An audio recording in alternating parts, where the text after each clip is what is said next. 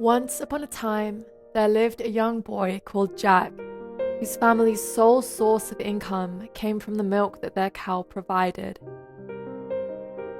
One day, the cow suddenly stopped producing milk, so the family had nothing to sell at the market. Jack's mother began to fret, now that they had nothing to live on. She ultimately determined that there was nothing to do but sell the cow and live frugally on that money for as long as possible.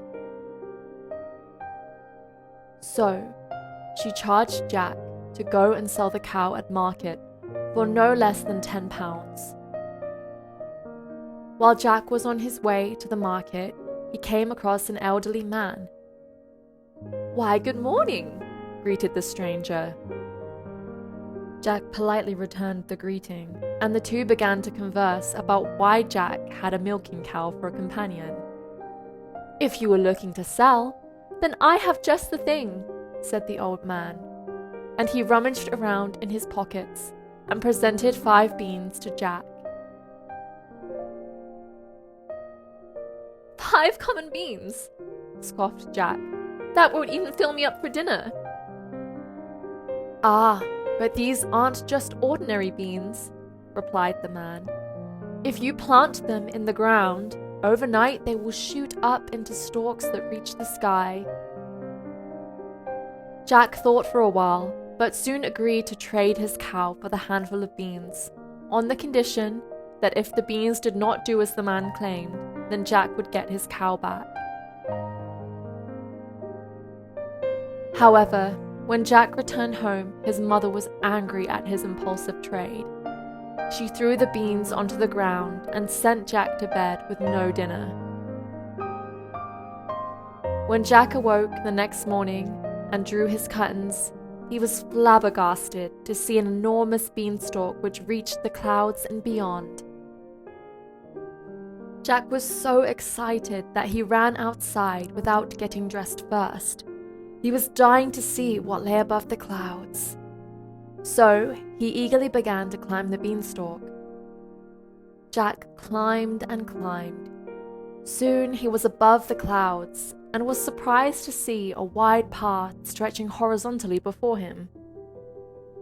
Jack was curious to see where it led, so he walked down the path until he came to a large house. He knocked on the door to see who lived there.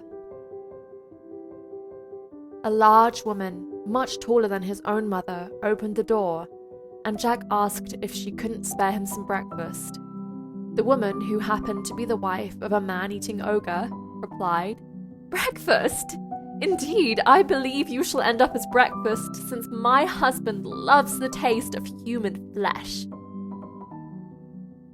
Jack cunningly replied, "In that case, you shall have to fatten me up first."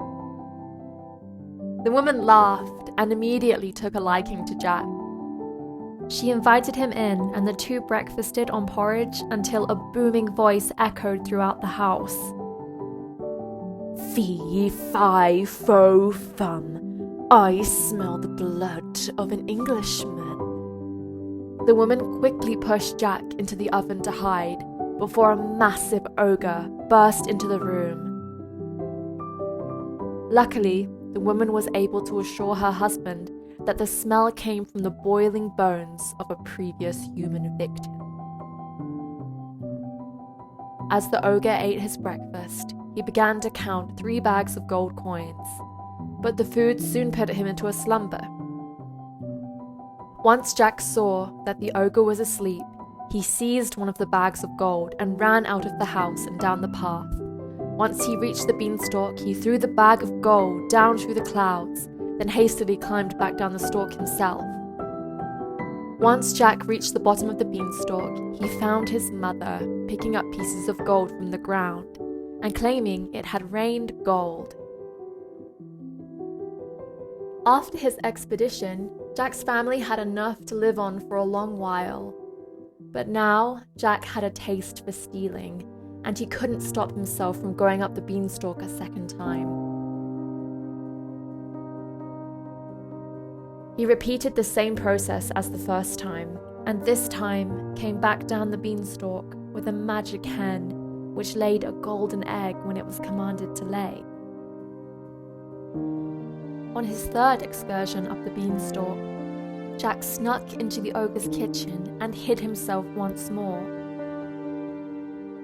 This time, the ogre had a magical harp, which would play beautiful melodies all on its own. When the ogre fell asleep, Jack leapt out of his hiding place and grabbed the harp.